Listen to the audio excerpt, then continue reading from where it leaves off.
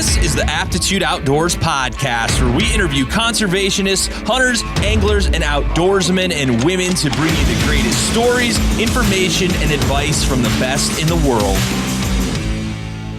All right, everybody, welcome back to the Aptitude Outdoors podcast. Thanks for tuning back in. Today, talking about that wonderful time of the year where we transition from fishing season to hunting season. And for me, this time of the year is very stressful. I go out of the fishing season kicking and screaming. I absolutely love fishing. There's no doubt about that. But hunting is a whole different ball game for me anyway. There's a lot more preparation that goes into it. There's a lot more cold that goes into it. And there's a lot more hours just sitting in the middle of nowhere with a bow or a gun or whatever. And for me, it just feels a heck of a lot tougher to get through. So there's a lot of things that I learned last hunting season. I have a whole entire episode called The Season of Learning, which you can go back and check that out if you would like, about first time duck hunting, first time goose hunting, and going back into this season. There's a lot of things that I would like to do differently, and there's a lot of things that I've learned of what not to do and how to prepare better and all of that fun stuff. So I'm going to touch on some of that stuff today. Right now, I'm working on making sure my bow is all good, shooting in the yard quite a bit, trying to make sure that everything's still dialed in, and that is a huge pain in the butt. I'm also going to start hitting the range here soon, trap and skeet, making sure that I can hopefully hit those ducks this year. That's always really challenging for me. Don't have a lot of experience doing that stuff. As a matter of fact, last year was the first time I've ever done it. So I really want to get more accurate because I missed a lot of ducks and a lot of geese last year just because I wasn't comfortable enough with my gun, which is also part of the learning process. You never know unless you go. Right now, currently, which is not going to lie, a little frustrating for me since I'm not a expert bow hunter, expert bow shooter, is if you go back and listen to my episode with the ranch fairy, we talk about obviously his whole thing about heavier arrows, how that is more deadly to animals. And like you could say I drank the Kool-Aid if you want. I think after watching his channel and, doing some research on my own, that it makes sense.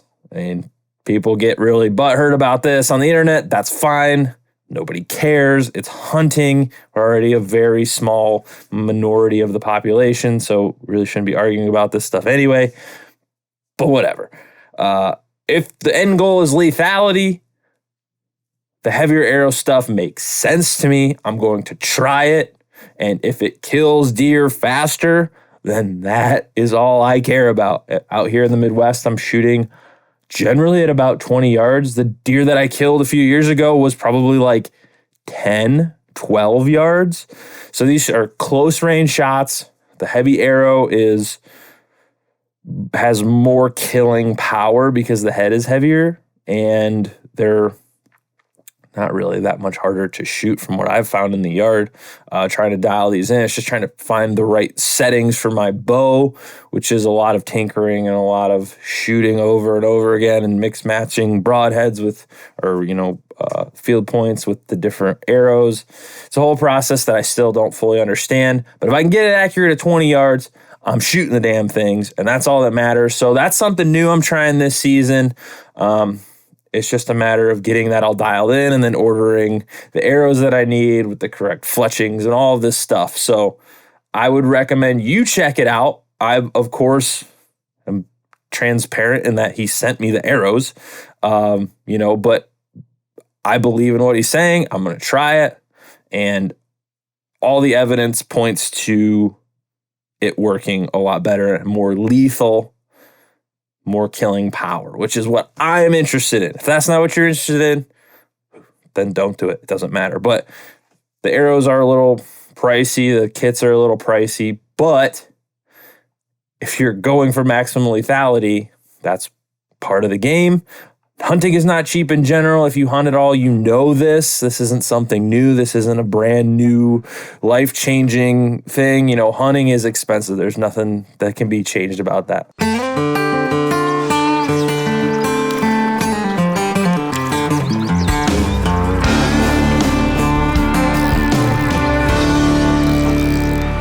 up early before the sun comes up. Yeah. Then you drink a little coffee, fire the gator tail up, then you hit it on out where no man goes. Gator tail flying. Another thing that I will be working on here in the very near future is sighting in my muzzle loader. Had a clean miss on a deer last year at about 70 yards, which is incredibly frustrating. I bought a muzzle loader last year to get the full range of the hunting season here in Ohio. It starts with bow. There's a very short gun season, and then there is an even shorter muzzleloader season. And I just wanted to be able to cover all my bases. So I went out, bought a muzzleloader. I mean, they make very expensive ones. They are relatively inexpensive compared to a rifle or a shotgun. It came with a scope and everything. And right out of the box, it seemed to shoot fairly accurately. Went to the range with my buddy Chad, who's also on the podcast. You can go check out his episode, and sighted it in. We only sighted it into, I think, around 50 yards. I don't remember. It was last year. I've done a lot of stuff since then. And, you know, when I took the shot on the deer, to the best of my knowledge, it either overshot him or went between his legs, because I had the scope dialed in right on his vitals and took the shot. There's a multitude of things that could have gone wrong. Shooting a muzzleloader's different than shooting a shotgun or a rifle, as in it doesn't actually shoot right away when you pull the trigger. There's a bit of a delay for all that powder to ignite and stuff, and the projectiles coming out of it aren't going as fast as with a rifle. So it's just a different ball game altogether. So I need to get a little more comfortable with that. But again, I wouldn't have known that if I didn't go out and hunt. And I'm just glad that the deer was a clean miss, because the last thing I want to do is just wound an animal and have it running around. So that was a huge bummer. Definitely need to work on that and get that figured out, where I went wrong with that, which is just going to be time at the range or time in the field across the street, getting that thing sighted in, making sure it's accurate at least to 70 yards, probably 50, and then sight up a little bit to 70 or something like that. That's going to be a lot of work, but, again, hunting and fishing is a lot of work. There's nothing that's going to ever change that. If you want to be successful, it's just a lot of work all the time. So I'm going to go figure that out. That's another thing I need to work on this season. Another avenue that I need to work on a little bit too is shooting at the range with my shotgun for ducks and geese. I only have one shotgun. I use it for deer hunting. I use it for duck hunting. I use it for goose hunting. I'd like to change that and get a nicer gun down the road, but just it's not in the books right now. I got a lot of stuff going on. I'm working on documentaries, and to do that, I'm traveling a lot, and that is not cheap. So at some point, I would like to get a new shotgun, but as of right now, I'm not going to, because they're pretty expensive if you want a really nice one. And my shotgun does shoot. I can still hit, trap, and skeet. It's not the best shotgun in the world, but it gets the job done. I just need to practice with it more and get used to it more. Last year was my first year ever hunting ducks and geese, and they're just different. They're moving all the time. It's not like hunting a deer. So that's something that I really need to work on myself, getting them, leading them, following them with the gun, making sure that I know what spot I need to be in to follow it accurately. That is a challenge in and of itself. So I need to go out to the range and just put in some time and make sure that I'm dialed in before I go and sit in the marshes, and then working on duck calling, kind of ramp that back up. I know everybody, all your heroes online are like, oh yeah, you got to practice every day. I do a lot of stuff, and it's hard to keep up on every aspect of hunting.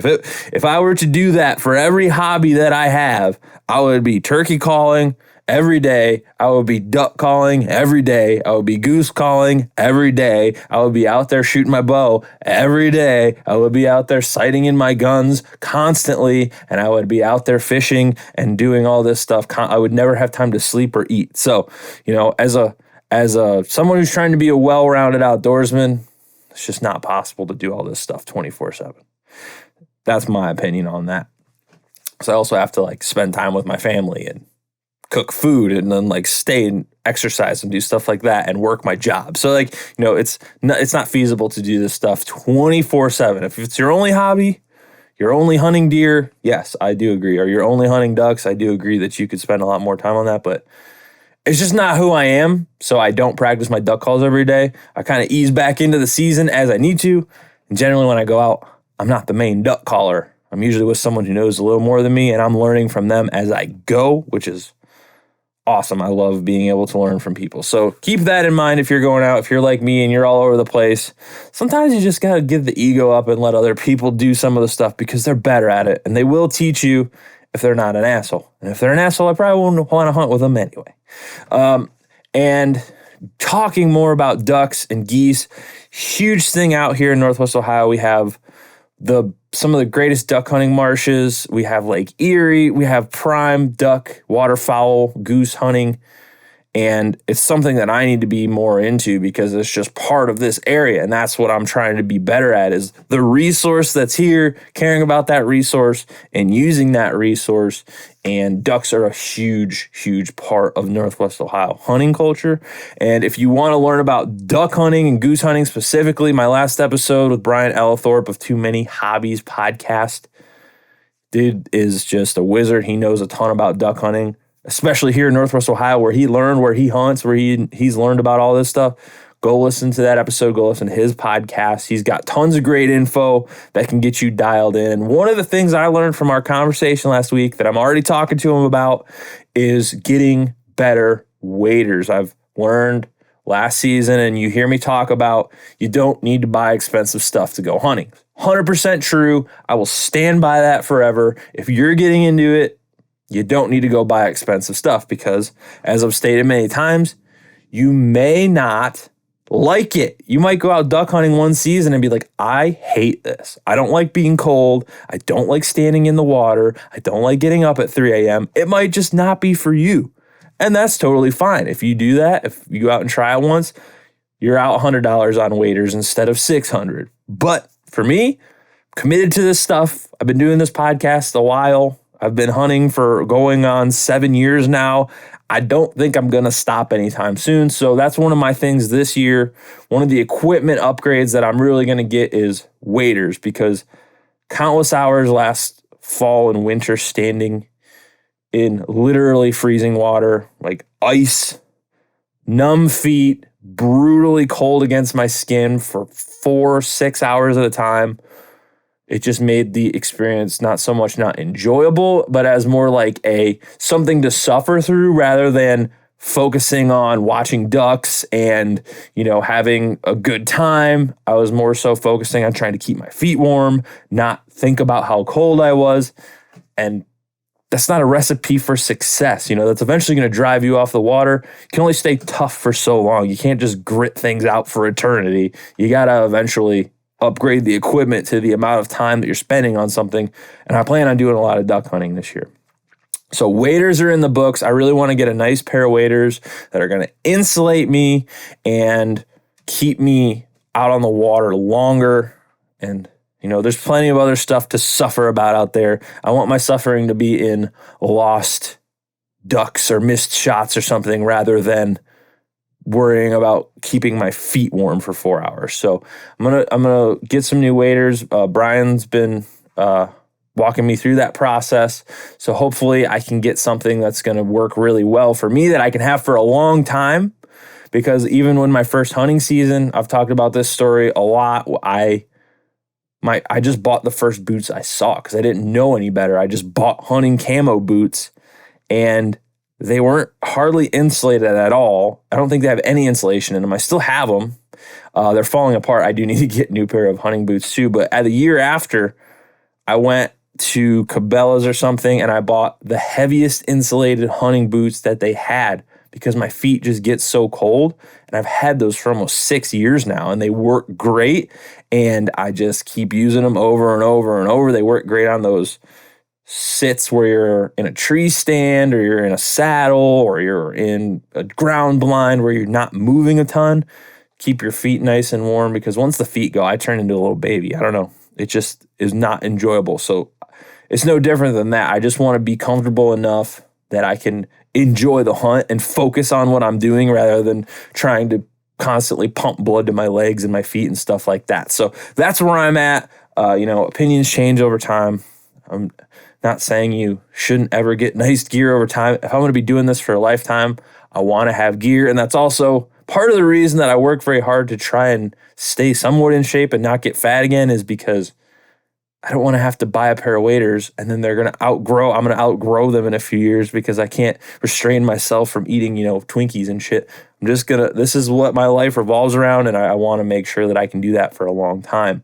Hey, what's up everyone? James Appleton here, co-founder of Absolute Aid. Welcome to the Seek to Do More program. This program will help you help yourself by developing the daily habits that will elevate your entire life. Over the next 30 days, you'll complete the doers list every single day. And the doers list includes 1, do something physical. 2, follow and stick to your diet of choice. 3, read a real book. 4, further your education on purpose. 5, dedicate time to your spiritual life. And 6, dedicate time to your hobbies. So if you're ready to take a structured, proven approach to build the daily habits that will allow you to get the most out of yourself, your time, and your life every single day, the Seek to Do More program is your blueprint. So make a choice, commit to yourself, sign up below, and let's get started. Last year, I hunted very hard. I was averaging for the entire hunting season, like starting in September, late September, all the way through February. It kind of tapered off on both ends. I kind of started slow and ended slow. But on average, I would say I was out there 3 to 4 days a week. Sometimes I hunted every single day of the week. And I just felt the urge that I needed to observe, watch, learn. Again, back to the whole season of learning thing. I just put in the hours. And this year, I'm going to hunt a lot still, obviously. But I think I need to hunt a little smarter, pay attention to conditions more, and make sure that I'm hunting smart and not just sitting out there for the sake of sitting out there. I don't want to say it's wasting time, but there's other things I could be doing, and I'm busier this year. I'm editing more podcasts for other people as part of my job. I have a new podcast that'll be coming out here pretty soon with my good friend Captain Scooby, who was on the podcast not too long ago.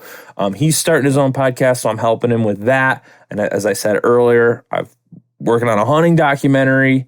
I've been working on a fly fishing documentary. I'm currently working on a documentary with my friend Mike Bolanek, who was on the podcast a very long time ago before it became about hunting and fishing as more general outdoors podcast back then. But you can go check out his episode if you want.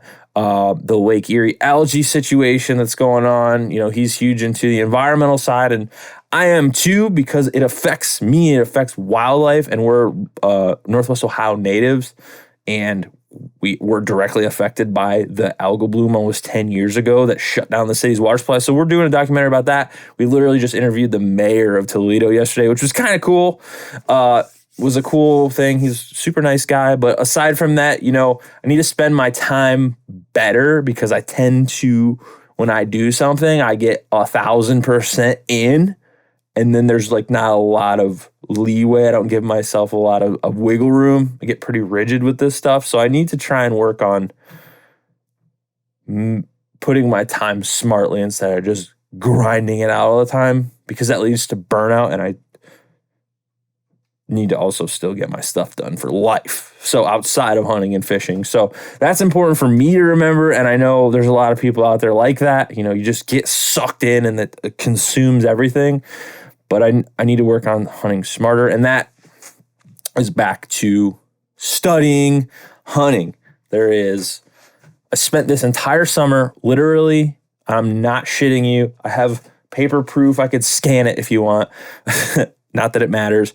Probably close to 150 pages of loose leaf paper notes on fishing. I've got this advanced bass fishing book that I was reading the beginning of the summer. I've got at least over 50 pages of notes on that. I'm currently almost done with this smallmouth bass book. As you can see, I've got quite a few pages in here, pretty close to 50. I've got another book on panfish that I'm reading through and taking notes with just as many notes in it for a documentary that I'm hoping to work on with Chester Moore here this following year, doing research for that and just getting better at catching panfish. Bigger panfish, more sizable, edible panfish, which I've learned a ton. I've caught more fish this year than I've caught probably the last 5 years combined because of the knowledge from this stuff. I can't understand how hunting would be any different. I mean, I got books on deer that I'm going to start reading here soon as I wrap up this bass book, start taking notes, putting these things into use.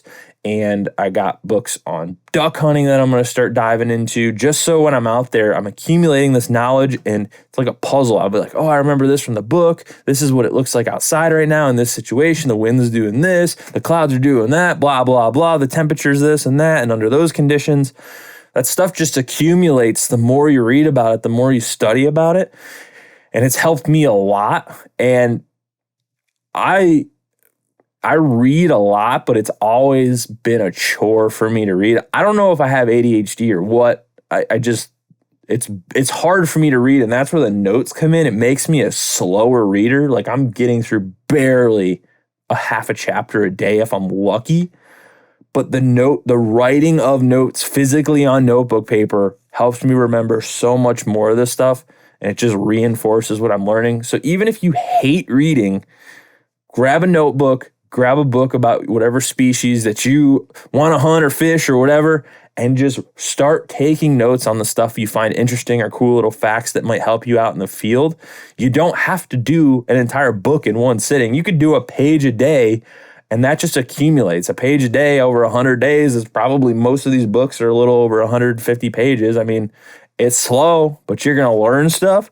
And that's just accumulating and helping me over time. And I'm really glad that I kind of took this under a daily habit where I just read this information, reinforce it. And then with the technology we have nowadays, it's still time consuming, but I'm currently working on digitizing all the notes from the advanced bass fishing book. Google Docs is free. They have a voice to text command. It works pretty okay. You have to talk a little weird to get the notes in there, but I got halfway through these notes already into a digital thing where I can look up at any time. I can go into Google Docs and I can type in find duck hunting summer or fishing summer bass, and it'll pull up all those highlights, skim through, and if I'm out on the water, I'll look up the notes that I took about what conditions the fish are going to be doing on this day generally, where they might be in the water column and in the water itself, and I can just have a quick refresher. It's a pain in the ass, but when the time comes when I need that info, I will be so glad that I did it. I'm doing that with all these books, and I would highly encourage you to do it because, yes, 100% agree with all the professionals saying, oh, you just got to get out there and grind and do this and that. Yes, 100% agree. You're not going to kill anything or catch anything if you're not out there. But in the times where you're not, where you're traveling, where you're bored at work, I'm a huge proponent of reading while you're at work. Because as we all know, most of our jobs, we're not doing shit anyways. You might as well read something and learn. Put the Kindle app on your computer at work or something and download the book and just go through it, because it's better than just staring at your computer hoping that the time's going to go faster, because it's not. And everybody else is fucking off at work anyways, let's be honest. Nobody's getting anything done. You know anybody that actually gets anything done? Highly doubt it. So just do whatever you can in your free time, learn as much as you can, become obsessed, and eventually it pays off. I'm still not a great hunter or fisherman, but I've learned a lot, accumulated over time, and that's how you become a well-rounded outdoorsman, outdoors woman. It's a long-term game. It's not a short-term game. If you're playing this as a short-term game, you're gonna have a bad time. You have your initial success of beginner's luck. Everybody will be nice to you and be like, oh, let me help you out. And at some point they're like, you've been doing this long enough, buddy. You're on your own. Figure it out. And then it starts to suck. So figure it out, learn, practice, and eventually you'll be a fucking beast. So thanks you guys for listening to the Aptitude Outdoors podcast. I hope you like it. As I said, got a new podcast coming out soon with my good friend Scooby. I'll give you guys more information about that coming out soon. It's going to be part of Aptitude Outdoors, but it's going to be its own podcast. So I'll be kind of pushing you his way every once in a while. He's really, really, really into fishing, fly fishing for bass specifically. He knows a lot of good people in the industry, and he's got a lifetime of tips and knowledge on fishing. I've learned a ton from Scooby. I talk to him almost every day. You're going to want to listen to his podcast. It's the stuff that he's talking about with the people he's talking to, like world experts in bass fishing, fly fishing for bass, just traditional fishing for bass. You're going to want to get this stuff if you want to catch some hogs. So, all right, enough rambling for me. Thank you guys for listening to the podcast. I'll be back soon with another episode. Hey, thanks for listening to the Aptitude Outdoors podcast. If you're getting anything out of this, if you're learning something, if it's helped you in any way, go down in the link below and buy me a coffee. Throw me $1, throw me $2. We greatly appreciate it. Just using it to keep this ship afloat. So thank you very much.